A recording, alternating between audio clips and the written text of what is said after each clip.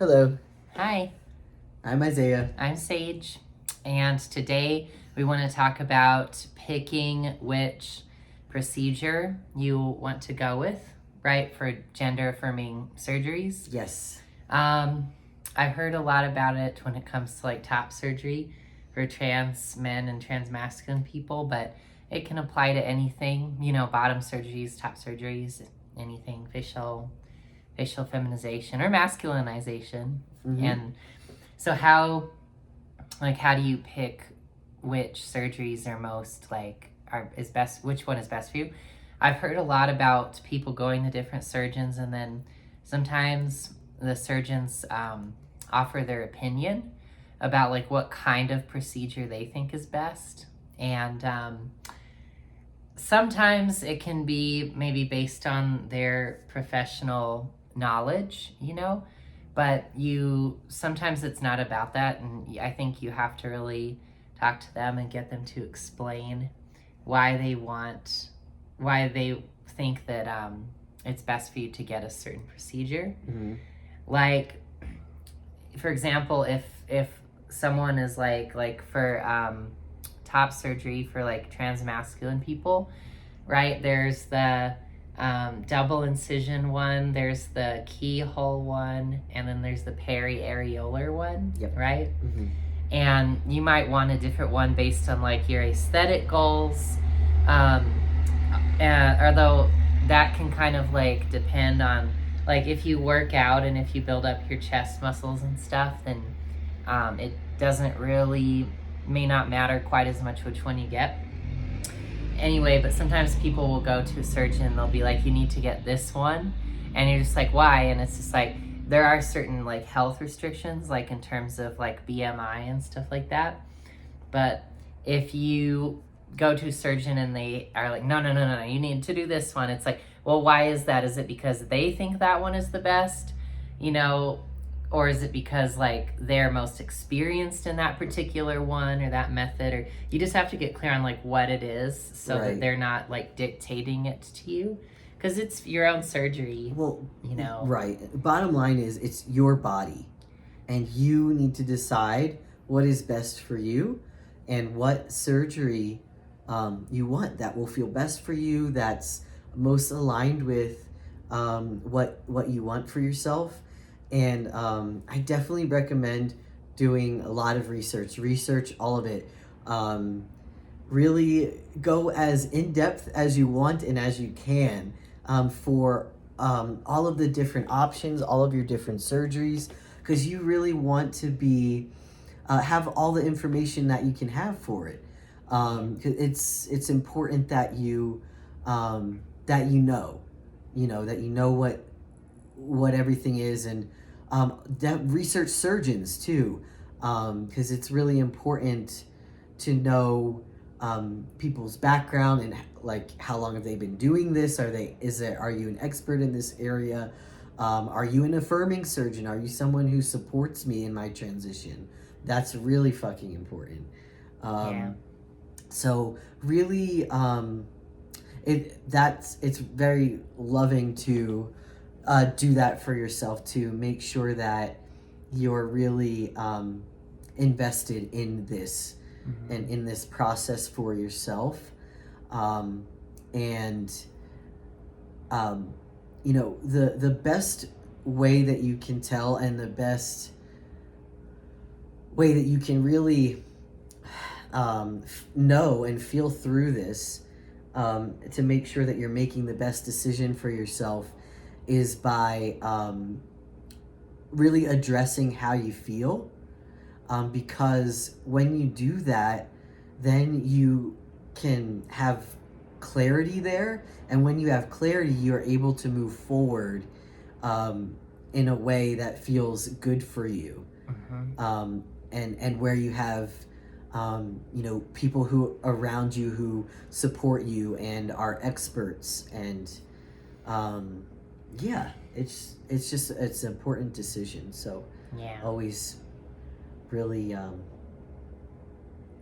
just be fully loving to yourself there. Yeah. So to give an example, right? Like, sometimes it happens that you get a consultation with, I don't know, a surgeon for something, right? And you're just like, well, this is somebody who could see me like as soon as possible. And maybe not everybody can. I don't know, maybe there are slight delays. And it's somebody who, like, my insurance takes, like, if you're in the US or whatever other country works this way, if any. And you're just like, I just need it to be done, like, as soon as possible. And it's like, it's okay if you want it done as soon as possible and you're clear on, like, I want to have, like, this surgery or that surgery, and that's totally fine. But what I invite you to do or encourage you to do is kind of like try to come at it from a place of peace where you're not rushing and you're not just like, you know what, I can make an appointment with this person, I can do it with this surgeon, and so I'm just going to do it, right? And you might have somebody who's like, well, I have my own ideas about what's best.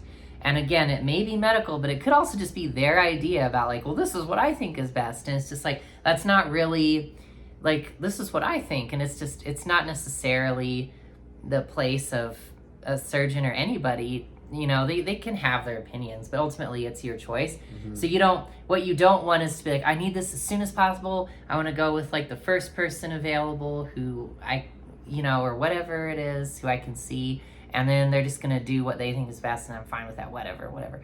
Because the reason for that is it is a big decision. It's like your surgery, it's your body, And I think it's best to get it done the way you really want it done, the first time.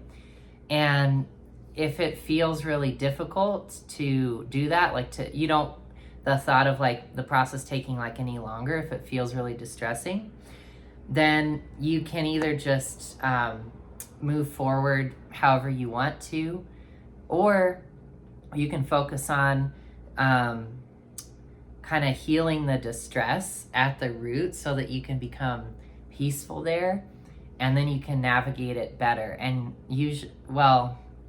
always, like, when you come to peace in a certain area, things just unfold naturally. They unfold peacefully and well. They work better for you. Mm-hmm. So that's what we do and what we've done in our transition. Yeah. We've had good experiences with everything. Right. Too, I feel like because I healed, I have had really, really good experiences with surgery. So that's been really a blessing, honestly. Yeah. And I want to say that, the surgeons are extremely knowledgeable, and you should definitely listen to them. And I guess more than that is ask them to explain everything. Yeah. Because you need to know, and they have a wealth of knowledge there, and it's good to hear what the experts have to say there. And then you can make your decision with that knowledge. Now, what Sage was just speaking to is, like, if you're with someone who seems like they are trying to push a certain type of surgery toward you, and if that's the case, that's going to feel really off, and I would suggest listening to that feeling, and you can just kind of reflect on what's going on in your process and with yourself, and you can make a new decision there, make a new choice on I guess really honoring yourself in that space, because you really want to do that with this process. And another thing I wanted to say was, I forget what it is now, something you were just talking about. I forget. But I was gonna say, maybe this reminds you, but it's like, and sometimes we have patterns of, like, ignoring or numbing out to our feelings just to push through and do something. Especially with this, I mean, I totally freaking get it. Yeah, you're Believe just like... me, I understand when you want to just have your surgery, get it done as fast as possible. I think most transgender people can understand that. Mm-hmm. And we feel that way, of course, of course. And, but,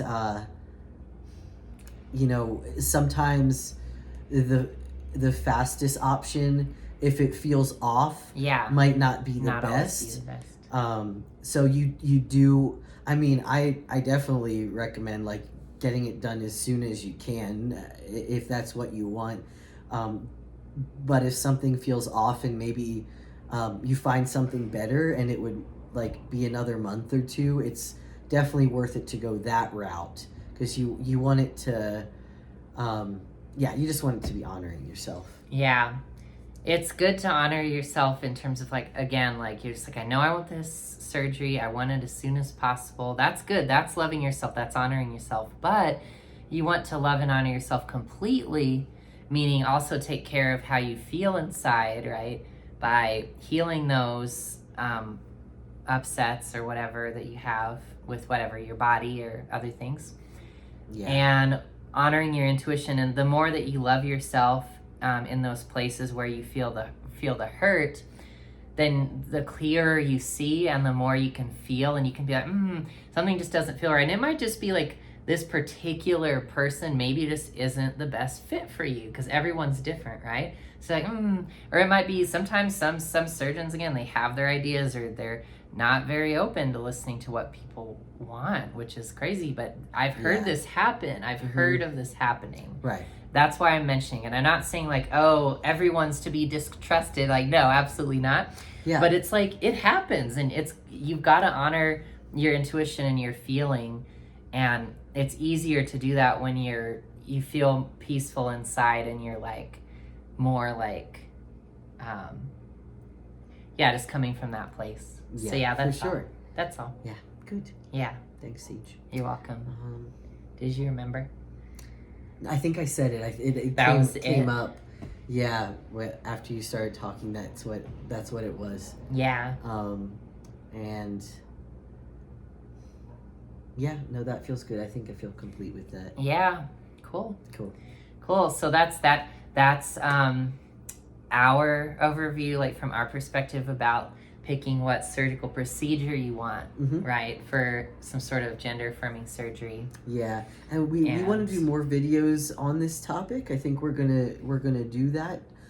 So I hope this helped you, and I hope this video helped you, and if it did, stay tuned for other videos, because I think we want to talk about this subject more and share more about from our personal experience and just the knowledge that we've gained throughout our transition and everything.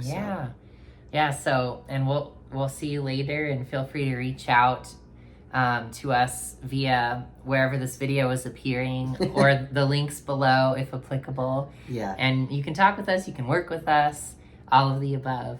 So yeah, we'll see ya. Thanks for watching. Like and subscribe for more. Bye.